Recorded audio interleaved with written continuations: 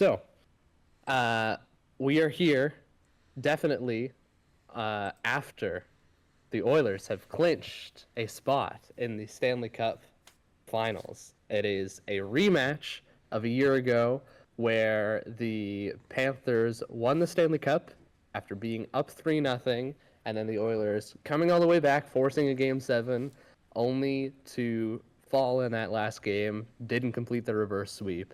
But now they're back facing the exact same team.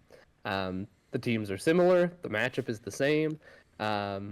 They weren't necessarily in the same places before the season to get here, but they're here now. Edmonton looking to get revenge. Florida looks potentially even better than ever.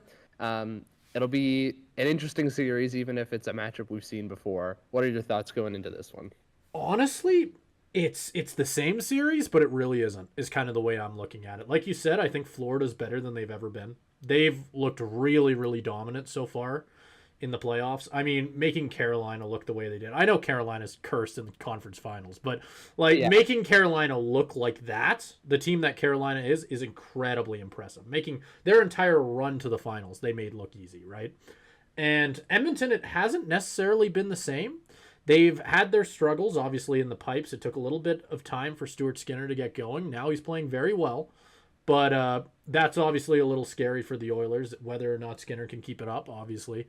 And they lost Zach Hyman after, I believe, Game 6, I believe. I don't remember. Whatever game it was after that they lost Zach Hyman. But obviously now we know that they're not going to have him for the finals, which is a big deal. He's very, very important to not only their power play, but just their top line in general. He's really, really strong on that team, even when he's not scoring. He's a really good net front presence. It's going to be interesting to see how they do without him against a really, really good defensive team like Florida. And I don't know. Last year it just seemed very different. It almost seemed like going into it. I remember Edmonton almost being the favorite. I could be misremembering that, but I remember Edmonton being looked at as really, really strong going into that series. It looked like McDavid was going to get his first cup for sure, and then Florida kind of flipped the script right off the bat. Obviously, winning the first three and looking really, really strong. And this year, it's really looking the complete opposite. It feels like this is Florida's year to lose, right? Like it feels like they are the next dynasty of the NHL, and we're living it. yeah. Well, they're built for the playoffs more than any team we've seen recently, quite honestly. Just with the kind of toughness up and down the lineup. Not only in just the kind of types of personalities of players they have, but now they also have players who have been through it and they've seen pretty much everything. I think the kind of quote that comes to mind is from one of the newcomers to the team, but who's obviously had a lot of playoff experience. I believe it was Marchand who said in the Game 7 against the Leafs, where it's like, this is basically what he said is like, this is everything to them, but to us, it's like, this team has been through bigger, aka last year, you had a Game 7 in the Stanley Cup final. So what does this really mean? There's no pressure on them. So they've been through all these situations, they've handled it, and they have just, I think, the perfect group of guys to kind of get through the grind of a grueling 2-month kind of playoff gauntlet. And it's what we've seen this year and last year, and they look. I think you're right that they look even more intimidating going into this year. They lost a decent amount of pieces in free agency, but the core is still there. The important guys are still there. They've made some good pickups. Previously mentioned Marchand kind of fits in perfectly with the identity of this team, and he's played, I think, above expectations for where he's at in his career. It's definitely going to be a formidable matchup for the Oilers because even though the Oilers have played, I think, way above expectations in the playoffs, at least coming into the playoffs, it was kind of viewed as a bit of a letdown, a bit of a disappointment. They've obviously kind of flipped that on their head, but they're still not necessarily where they were a year ago. I mean, they went to 6 or 7 against the Kings. If you wanted a sign of how things started, that's probably it. I'm not necessarily calling the Kings bad. Right? I'm not necessarily calling the Kings bad, but when you look at the teams that the Oilers have more or less dominated in the rest of their run to the finals, like it's honestly, it's funny. It's made the Kings look really, really good, but it's like I don't know. The Oilers' run this year has just been weird. Like there's no other way to really describe it. It's just been normally you just don't see it. You don't see teams struggle this much in their kind of road to the finals.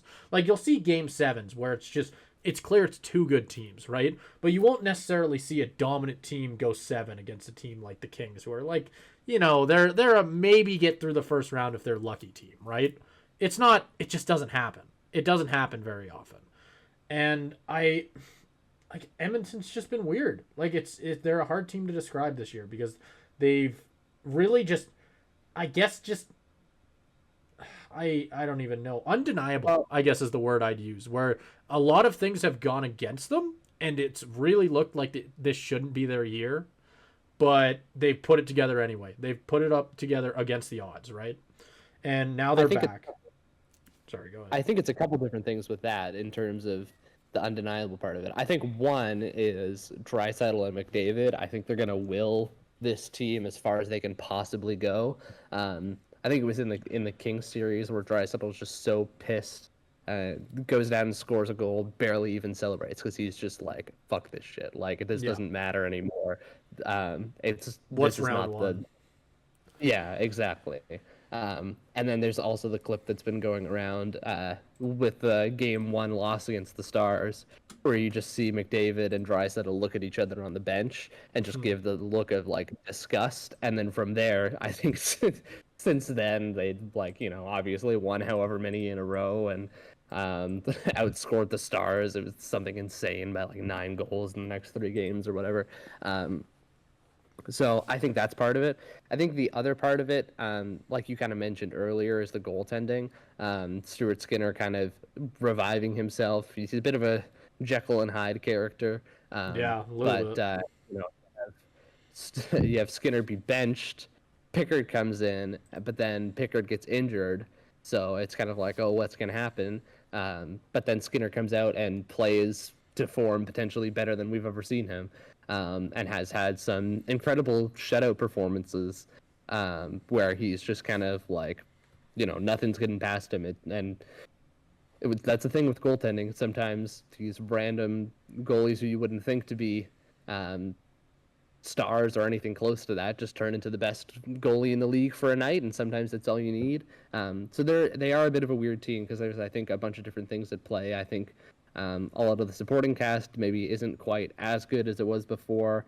Goaltending wasn't as good as it was before, but now it is. And then you have the 2 stars kind of looking to avenge what happened last year. How much does that motivate them?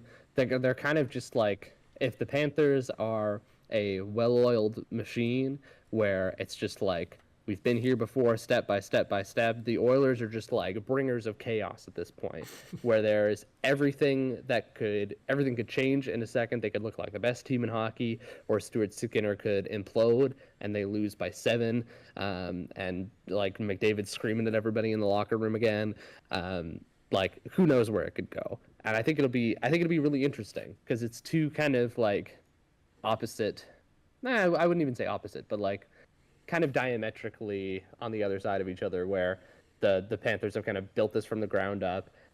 They have this very well-rounded, depth-centered roster. Well, that's always been the Oilers' struggle, and they have that to a much better extent now than they did in, say, like the late 2010s. But it's still a bit of a kind of like chaotic mess that's barreling through the playoffs, but who knows where it'll end up. Yeah, that is the really tough thing, right? Where it's the same thing every year, where the Oilers are so top heavy, and in a lot of ways they can push their way through with it. And like you pointed out, the last 2 years here, they finally have had that depth. And honestly, I think the best Oilers team that we have seen, like best McDavid Draisaitl team. I guess I shouldn't say best Oilers ever. I'll piss people off. Oilers team ever. I'm not. Yeah. I'm gonna get people in the comments if I say shit like that. And I don't mean that. But best like McDavid Draisaitl Oilers team we've ever seen was last year's, for sure. The team that they had last year was just so much more healthy. They were arguably deeper. Obviously, they had Zach Hyman in the finals. But at the same time, it's really hard to doubt the Oilers this year because of the team they've been. They beat teams they shouldn't have beat, quite frankly. I don't think anybody really thought that this was their year to go this far. Heck, I definitely didn't. I can say that for sure. I thought that they'd probably be round 2. I thought conference finals at best for the Oilers, to be honest with you. But watching them dismantle Dallas in the second half of that series and watching just their second half of the run, quite frankly, really just turned me around on them. I think they're going to be a really tough team to beat for sure, especially for Florida. No matter how good, no matter how much of a well-oiled machine they are, like we've talked about. I think it's just the fact that McDavid and Draisaitl can on any night just flip that switch, right?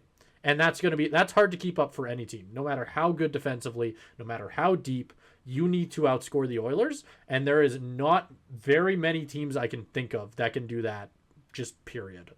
I think it's just going to be interesting to see if Florida can shut them down the same way they did in last year's finals. Yeah, I still have faith that they will, because I mean, obviously, Edmonton has the two best players in the series. But I do kind of disagree to say that, like, yeah, they could go off at any time, but I think we've seen from Florida that they've been able to kind of contain that. They did that last year, even though it did end up going to 7. They did that last year, and I think they're the kind of team that can do that, where they make star players and very good teams look amateurish. We saw that against Carolina. We saw that to a certain extent against Toronto, even though that series did go to 7. I think it's not even just in hockey or in this playoff, but just generally, it's usually the team that's more well-rounded that gets it done in the end. It's rare to see a team just like totally carried by a star beat a team that's this well-rounded and can roll 4 lines and not worry about it and is built for the playoffs. Like, those are the teams that we usually see win it. I wouldn't be surprised if we end up having a very similar result to last year. I don't know if the series will go 7. My guess is it won't. My guess is that Florida is going to take it. I think it's going to look easier than it did last year for them. I don't think there's going to be that struggle. So there's your prediction right there. I guess we're killing that one right off the jump. We're not waiting anymore. We're doing it? Okay. As much as I've defended Edmonton, as much as I've said all the, like, because I do really, I've liked what I've seen from Edmonton. Frankly, I think they're a really good hockey team. I do agree with you. Like, my pick is definitely Florida. It's boring because I really want to pick Edmonton just for, like, the funnies, but make it a competition. But no, I absolutely think it's Florida. I remember I picked Florida last year for a lot of the same reasons that we're both picking them this year. They're the deeper team. They're stronger defensively. Barkov as that first line center makes them just so tough to beat when you have a full depth, like when you have depth throughout the lineup. The fact that you can put Barkov out there against McDavid and he can just shut him off and we saw that in the finals, like you mentioned, is just nuts. The fact that Florida has that is it's the perfect foil to everything Edmonton is, which is just an absolutely dominant offensive team, right? You have the best two-way forward maybe we've seen in a very long time. I remember last year Gretzky was saying he thought he was better than Bergeron, which should just tell you how good Barkov has been, right? It's just tough. It's tough to pick against Florida until they're beaten. They're one of those teams where it was the same with the Lightning at the beginning of the 2020s. In every single series, you had to pick the Lightning to win it. I feel like there was a few years there where the Lightning were just in every single draft prediction or playoff prediction you'd see, it was just Lightning winning the cup. Doesn't matter who's on the other side, right? It's almost starting to feel like that for Florida a little bit, where this whole time it's kind of felt like this is their year to do it again. This is the start or maybe the end of their dynasty, I guess. Who knows? But it's the continuation of their dynasty, right? This is the second year that they're going to win it. They're going to start a streak, basically, is what I'm saying. And I don't know if I agree that it'll be easier. I can see them winning in 6. I think it'll go. It's not going to look easy. It's not going to look easy, but I don't deny the fact that it probably won't go 7. Yeah, I think that was more my point. I think it would be. I don't think they are going to struggle as much as they did, because I mean, last series they could have gotten a sweep, right? There was they got themselves in trouble in games 4, 5, 6. I don't think that'll happen again. I think that's something they learn from. I think the pressure is, again, it's like we talked about earlier, the pressure is way more on the Oilers than it is on the Panthers. I think they can come out and play their game and not have to worry about it too much. And you talk about the Lightning in terms of a similar level of team, in terms of star power, you project them to the Cup. I think this Florida team is even better than that Lightning team, at least in this situation. With the Lightning, the issue was always they wouldn't break through. They'd have these disappointments in earlier rounds. You think about the infamous Columbus loss in whatever year that was. They eventually obviously got it all together and got their cups, but I think Florida has come in with a certain sort of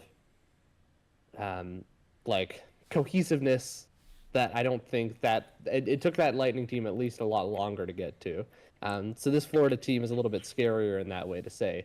They kind of, it didn't take them very long to hit the ground running. And that's kind of terrifying for everybody because they have this identity. It's so strong, and it was kind of immediate, that transformation. Pretty much as soon as they got Tkachuk in that building, which, it's great for us Flames fans to see that one of the better teams of this decade, if not the best team of the decade, is a lot based on two of our highest draft picks. So, that's great that we just, gave that all away. Yeah, I think if I were to give a prediction, I like, the more I think about it, I like 6 games. I think Edmonton wins 2. I think Edmonton's too good to not win at least 2. I don't think they'll drag it to 7. What I honestly think will probably happen is Florida's going to start off very, very strong. Edmonton's probably going to win 2 in the middle, and then Florida's just going to clean them out at the end. Like, it'll go to that game 6 in that kind of moment of, will Edmonton be able to force a game 7? Can Florida close it out? And it's just going to be pretty... That game 6, I think, will go pretty easy for Florida. I think it's, when it actually matters, Florida's going to show up more than Edmonton. And that'll be when they make it look easy. It'll be kind of similar to the Game 7 last year, where I think, from what I remember from it, it was basically after that first goal was scored by Florida, that was it. I think everybody kind of knew that was the entire thing, right? I think it's going to be kind of like that, where when it really matters, Florida's going to show up. They're going to show that they're the better team. Because I don't know. I'd have to think about it more with that Lightning comparison, because that, like, when that Lightning team was at their best, they were really good. They were really stacked, and I do agree with you on the what's the word? Fucking like mentality, like team mentality side of things. Florida definitely got it together faster, but at their peak, that Lightning team was dominant. They were unstoppable. Versus Florida this year. Going into the playoffs, I don't think anybody thought that they were going to be as dominant as they have been. I don't think you could say the same thing about the Lightning at their peak. I think people knew going into the playoffs what was going to happen. It's a different kind of team. The Lightning were consistently dominant, but weren't always able to push it over the finish line. Florida is dominant precisely when they need to be. I'm saying in their peak years, though. I'm not talking about the beginning. I'm talking about, like, 2020, when it was that entire run through the entire thing. Everybody knew it was going to be Lightning. Then it was Montreal in the finals, and it's like, this is a participation trophy. That was like to the opponent that it was anything else. Yeah, but that was the same for their last few years winning the cup. Like, that's the example I always think of, but that was just the case. The Lightning were by far the best team in the NHL for a while there. And while I think Florida is the best team in the NHL, I think to say by far is... I mean, who knows? We'll see how the finals go. Maybe I'm wrong. But I do think that... I think it's really tough to say just because of how dominant it felt that Lightning team was. Like, there was a while where the rest of the NHL just felt like it was almost on hold, waiting for the Lightning to finish their business, right? And it just... I don't know if it has felt the same for Florida, but I will say, if they if they make it look easy against Edmonton, that opinion, for me, flips, like, immediately. Well, yeah, and the 2 straight cups for Florida would immediately match Tampa's 2 straight cups. So, well, there you go. Like, leading potentially. Yeah. I don't know. It's going to be interesting for sure, because Florida's already demonstrated as well that they can continue to succeed after losing a few players, because I think everybody thought they'd be worse this year, and like you said, they look better. This looks like the best Florida team we've ever seen, and going into the season, we all thought that it was going to be not the weakest, obviously, but the weakest of their playoff teams, right? I think it's just crazy looking back on it, because it almost doesn't even make sense. How do you lose pieces but get better? That's not how it works, right? Good management, is a sign of a good culture. It's a sign of a good coach. Exactly. Those are the things that stay beyond just the players on your roster. Once you have that good foundation. Imagine saying that about Florida in the 2010s too. It's just insane. It's honestly, frankly, like it's really cool to see how they've been able to turn it around, and also really depressing because they took Barkov right in front of like Bennett when we took him, like that year. Yeah. Like they sucked when we sucked, and we're still in the same spot. But yeah, and like I said, like again, their whole turnaround was really sparked by taking our best player from us. Like yeah, for sure. And it's just insane. It's insane to think about now, like looking back on it, just how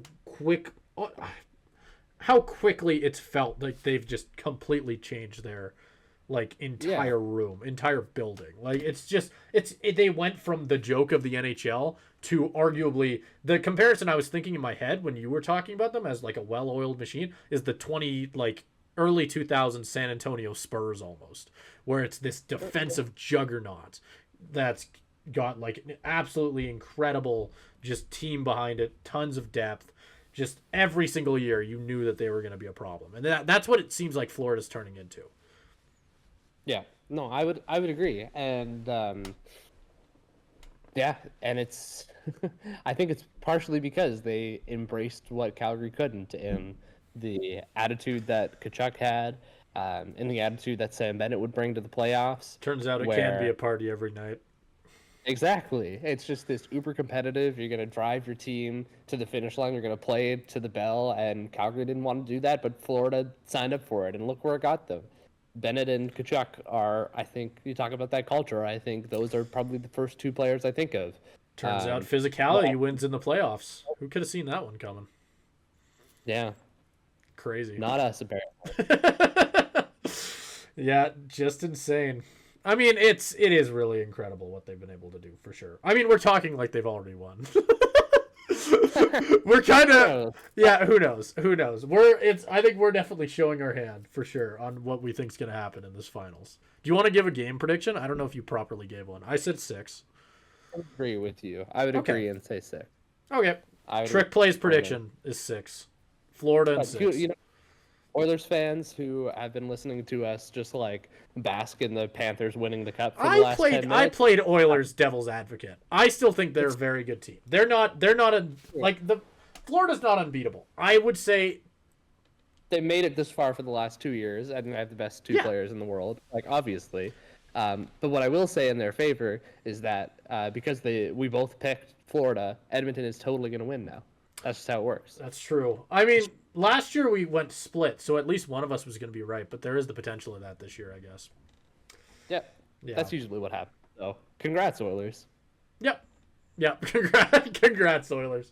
First team to win for Canada. Let's crown them now. Oh, boy. Oh, I don't know if we haven't really had a curse prediction like that yet, actually. Like, it's funny. I've had a few in my broadcasting career. Like, I've had a few really bad ones. I don't know if we've had like one on Trick Play yet. I think we've been pretty good. Well, I mean, my jumping in the ocean one. I guess that was kind of That's just true. like me. That was a small. That was a quarter you put yourself in. You can't blame anyone else for that. Yeah, that's true. That's true.